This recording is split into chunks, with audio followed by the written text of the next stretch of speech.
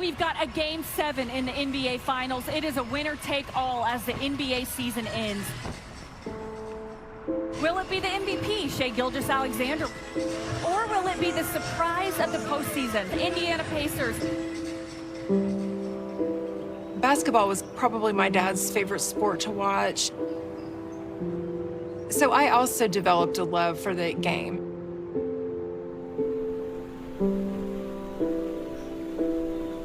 I've left stuff on my dad's chair over the years.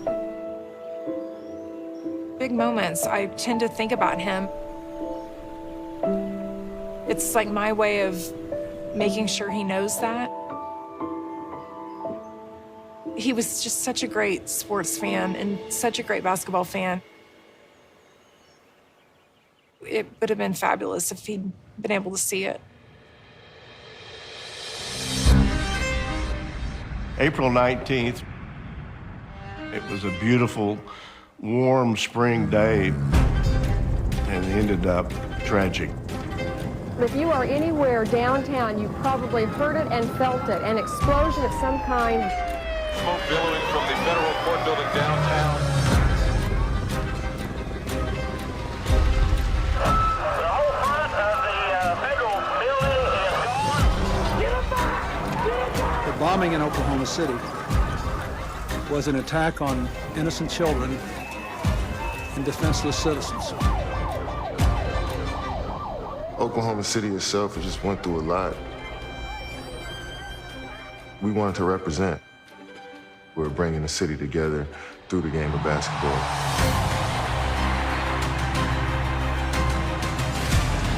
Here is Durant for the win! It's a part of Oklahoma City Thunder. It's a part of the culture. It's a part of the city.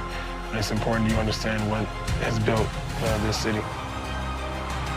Every time you step on that floor, it gives you something else to play for. There's a meaning behind what's on your jersey. Basketball is the center of the story, but it's about more than basketball. It's about Oklahoma City and about who we are.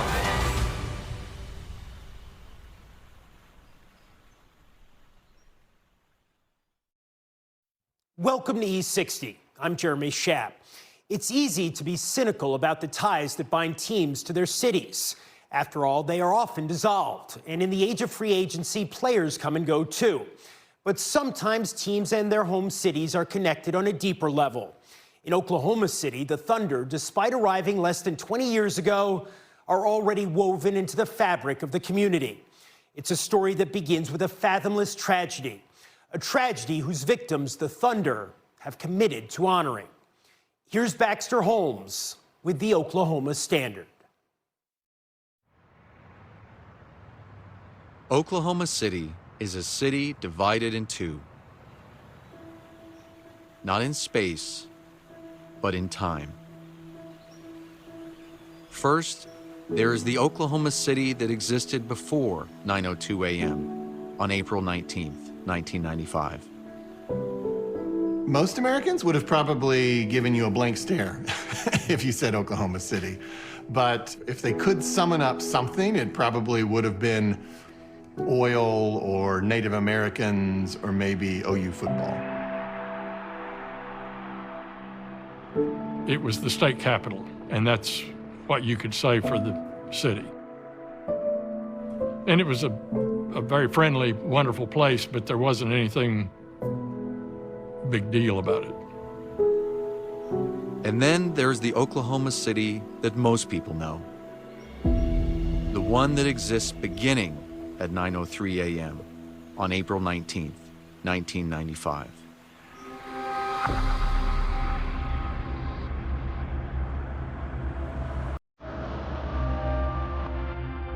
I came in that morning early, around 6 or 6:30.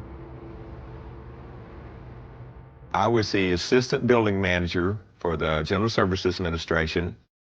We maintained all the federal buildings in the state of Oklahoma out of our field office in Oklahoma City, which included the Alfred P. Murrah Federal Building. My dad, he worked for the Social Security Administration. If you had pulled up in front of the building and looked, you would have looked right directly into his office. My mom, she worked in the Federal Employees Credit Union. She was a loan officer, teller, she did everything. I had just come out of a meeting and I was standing in my office at 9 o'clock talking about the results of that meeting. It's the last thing I remember.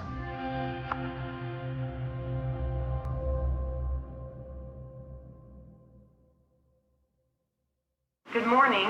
With regard to this proceeding, basically there are 4 elements that I have to receive information regarding.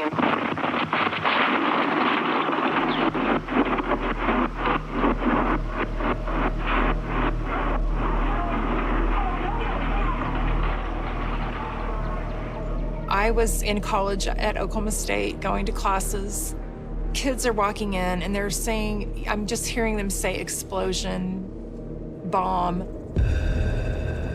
Finally, I'm like, what, what are you talking about?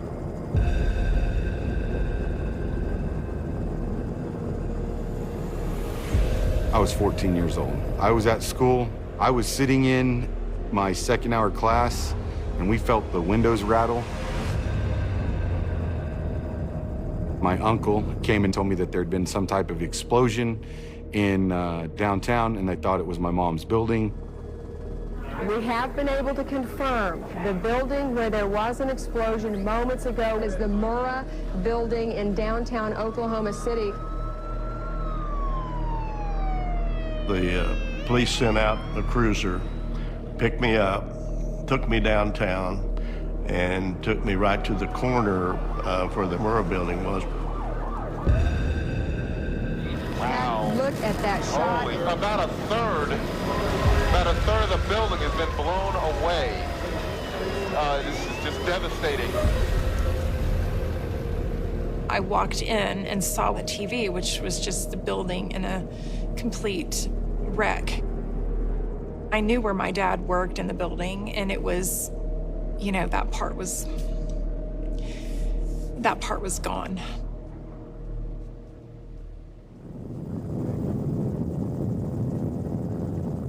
Every kind of emergency vehicle has been called to the scene in downtown Oklahoma City.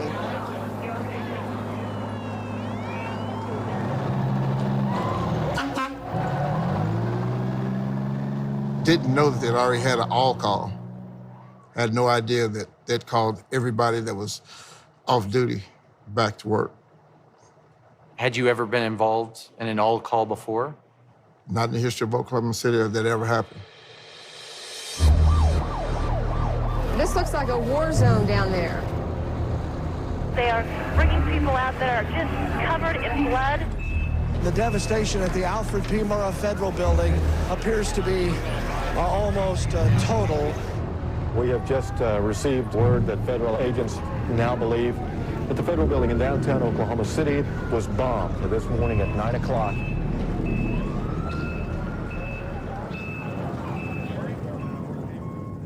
It didn't take long before you realize there's people in there, and there's such a pile of rubble that had gone to the ground, and that's where those people had to be.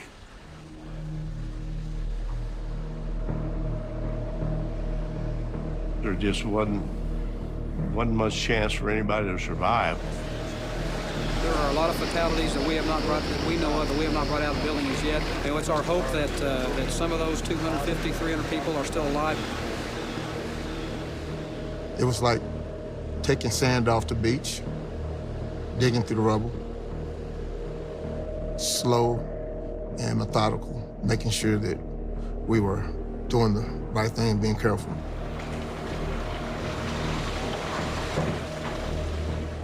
Putting things into a body bag, that's something that sticks out to my head.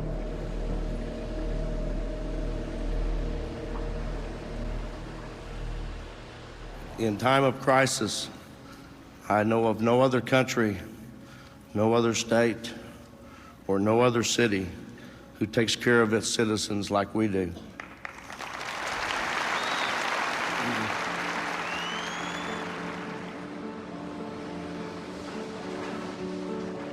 We had firefighters from New York, Florida, California.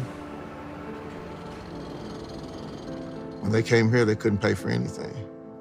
Anything that they would ever need, want, was taken care of: cleaning, bedding, food. There was a real sense of community. They brought shoes, they brought gloves, they brought jackets, they brought raincoats. Everybody came together. That sense of collective purpose came to be known by one phrase. That's the Oklahoma Standard. It was our way of trying to bring something positive out of this horrific experience. The Oklahoma Standard was, you came in here to help us. We're going to make sure that we help you and do everything you can. It just means goodness out of your heart. Goodness out of your heart. In total, more than 600 people were injured in the bombing. Among them, Richard Williams, whose office stood just 75 feet from the blast. My hand was crushed. I had fractured skull, fractured sinuses, of course, glass and debris in my face. 150 stitches from shrapnel. Oh, I was absolutely fortunate. There's no doubt in my mind. Others, however, were not as fortunate.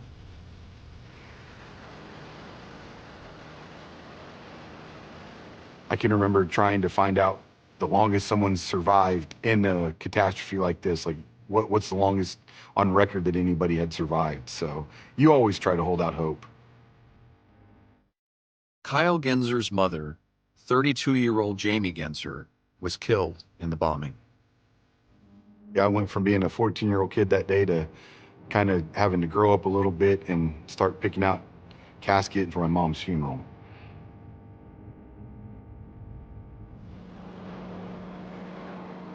We spent 12 days not getting like any sort of official word about my dad's fate.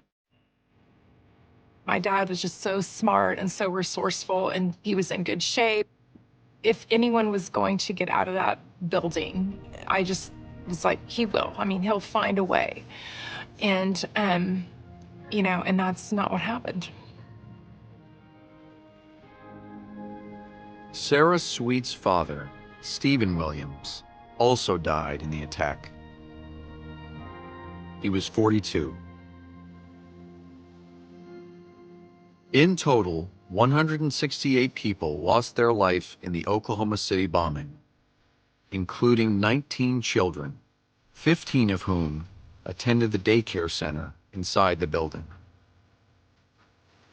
It remains the deadliest homegrown domestic terrorist attack in U.S. history. Let there be no room for doubt. We will find the people who did this. When we do, justice will be swift, certain, and severe. In the aftermath of the attack, a sweeping manhunt revealed two perpetrators, Timothy McVeigh and Terry Nichols, who met in 1988 during Army basic training, bound by a shared distrust of the government. McVeigh was convicted of driving the explosive-laden truck in front of the building and lighting the fuse. In June 2001, he was put to death. His co-conspirator, Nichols, who helped plan the attack, received 168 consecutive life sentences. When you were sentencing him, how would you describe your emotions? It was with all the dignity that I could summon, because I knew I was speaking for 168 families. I knew I was speaking for everybody that cared about what happened that day.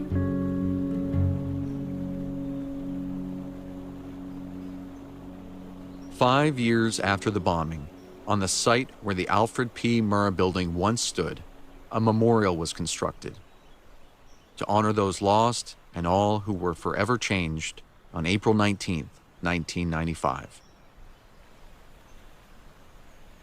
168 chairs rest between the gates of time. 9:01, a moment of innocence, and 9:03, when a city began to heal. A chain-link fence, once a barrier, now carries thousands of mementos, notes, and flowers.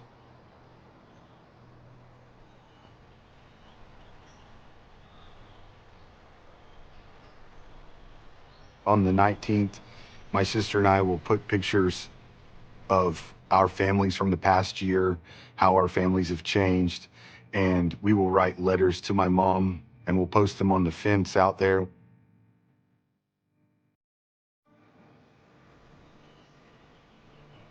I used to live close by, and I would run through, and at the end of my run, stop at my dad's chair and kiss the top of it. I always feel that he's with me, and it's kind of my way of letting him know that. As the years passed by, the residents of this once overlooked city found they had a new identity to the rest of the nation. I think what was uniquely Oklahoman was this new experience that people actually had something to identify with our city. Instead of when you traveled saying that you were from Oklahoma City and receiving a blank stare in return, you would receive the recognition of the Oklahoma City bombing. That's not necessarily what you really want to talk about until the end of time. For the city to move forward, it would need to remember its past while finding something new to believe in. Ironically, it would be another tragedy that would lead to Oklahoma City's next chapter. The storm has come ashore this morning, coming in over Grand Isle, Louisiana. Wind gusts of about 185 miles per hour and winds about 250 miles per hour.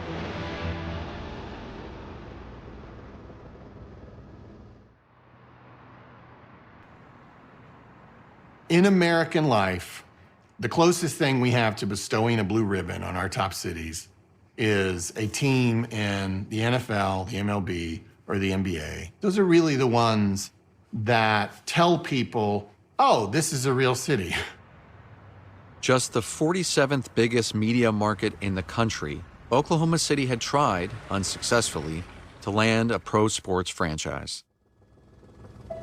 But it wasn't until 2005, 10 years after the bombing, that they would finally get their chance. An opportunity, ironically, born from another city's tragedy. Hurricane Katrina has given New Orleans a terrible thrashing, and it is going to take a lot of time and a lot of money to put the city back together again. When Hurricane Katrina's fury swept through New Orleans, the Hornets were forced to relocate. At that time, Mayor Nick Cornett called Commissioner Stern and said, we've got a place to play. He probably didn't have a clue where Oklahoma City was or anything about it. And Mayor Cornett was persistent enough and kept after him enough that he finally agreed to at least consider it or look at it. I'd like to begin by thanking Mayor Cornett and the business and civic leaders of Oklahoma City for reaching out at a very difficult time and agreeing to host the Hornets and the NBA this season. To have the NBA in Oklahoma City is an opportunity that the city has waited for a long time, and we intend to seize it. We wanted our shot, and we got it. Yeah. Well, that's right. Yeah. You know, we're part of the NBA family, and that's very special. For the first time, Oklahoma City had a professional team, one team for the entire city to rally behind. Though the move was meant to be temporary, the fans' passion never wavered. The reason we're here is because of you, the fans. You stepped up and made it happen. The city fell in love with the Hornets. I became a season ticket holder. First NBA game I'd ever been to. Oklahoma City loves the Hornets, and just about every player that I talked to said they love this place as well. You kind of felt like this was just sort of a once-in-a-lifetime thing where you got to see all the NBA teams. was unbelievable the way that our team and the organization just clicked. We connected with the city. We both had experienced, some traumas, with the Oklahoma City bombing, and our team with Hurricane Katrina. And we got out in the community, and they really came out and supported us. The Hornets would ultimately play 2 seasons in OKC before returning back to New Orleans. But Oklahoma City had proved it had the heart and infrastructure to host a professional team permanently. 1 year later, Sonics owner Clay Bennett and the city of Seattle settled their lawsuit today. Bennett will be allowed to move to Oklahoma City for the upcoming NBA season.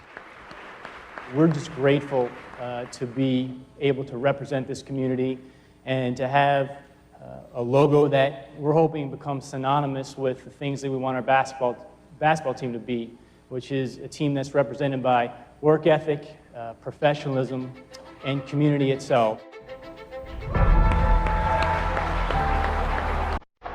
Hey, it's time to get rowdy. It's time to cheer for our team, the Oklahoma City Thunder!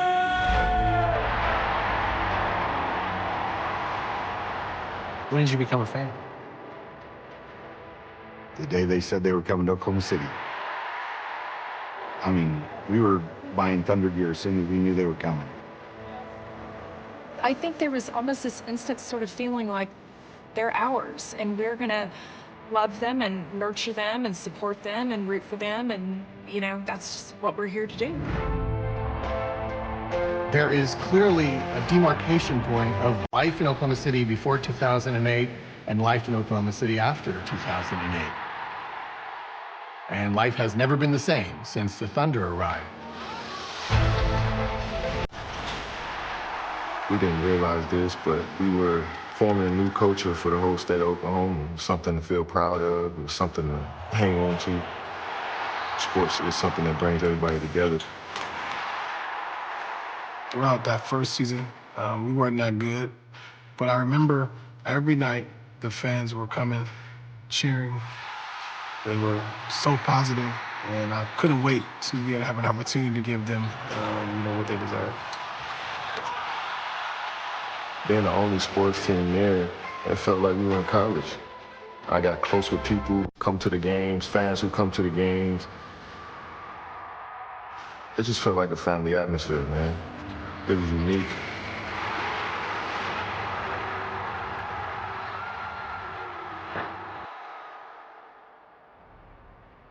but the team's true impact came off the court, sparked by GM Sam Presti. The first time I ever came in contact with the memorial, I walked around the grounds. That hit pretty hard for me just because I remembered that event because I was a senior in high school when it took place. In 2008, at just 30 years old, Presti was the youngest GM in the NBA. And in search of ways to connect his young team with their new city. When we got here in 2008, you were trying to immerse yourself in the community and understand the people, especially in a small market, really a small town. It really takes everybody. You have to understand the origin story. I got more convinced that this was a big part of the story and got in touch with Carrie Watkins.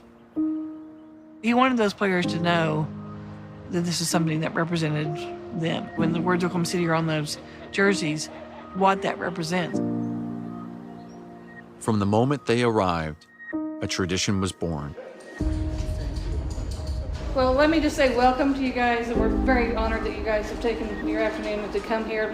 What you see today will be the very saddest times of Oklahoma City and also the incredible hope that came out of those days.